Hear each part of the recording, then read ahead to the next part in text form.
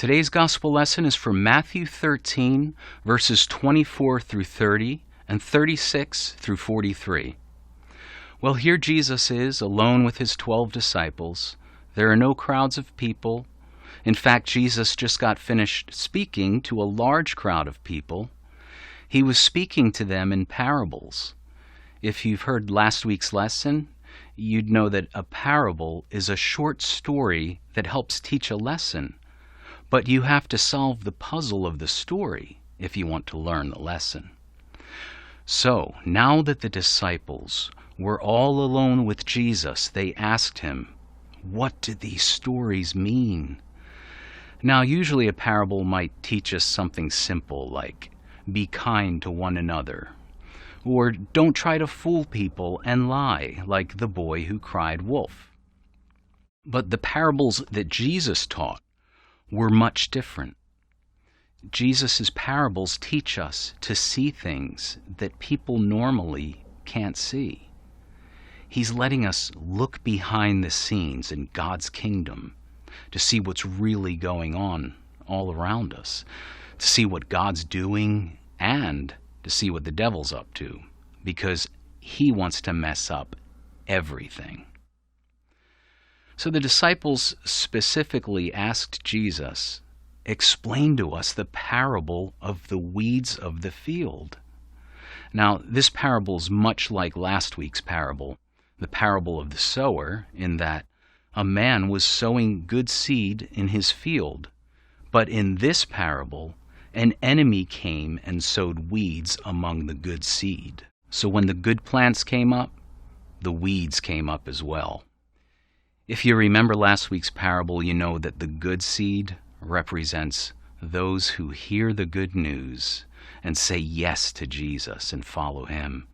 So if the good seed says yes to Jesus, what do you think the bad seed says? No. And saying no to Jesus is exactly what the devil wants. What God wants is for people to say yes to Jesus and follow him. But when we don't do that, then we're doing what the devil wants. And then, we're the bad seed. Did you know that the devil used to be an angel in heaven? But he got too proud and thought that he was better than God. He even got some other angels to follow him and say no to God. Well, the devil got kicked out of heaven, and he is not allowed back. And he does not like the fact that God made people and that he loves them and invites them to live with him forever in heaven.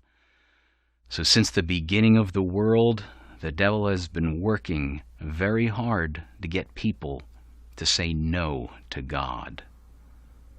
So there's a little look behind the scenes. Just remember that as much as we say yes to Jesus, the devil's working extra hard to try to get us to say no. So we need to wake up every day and say, "Today, I'm following Jesus." I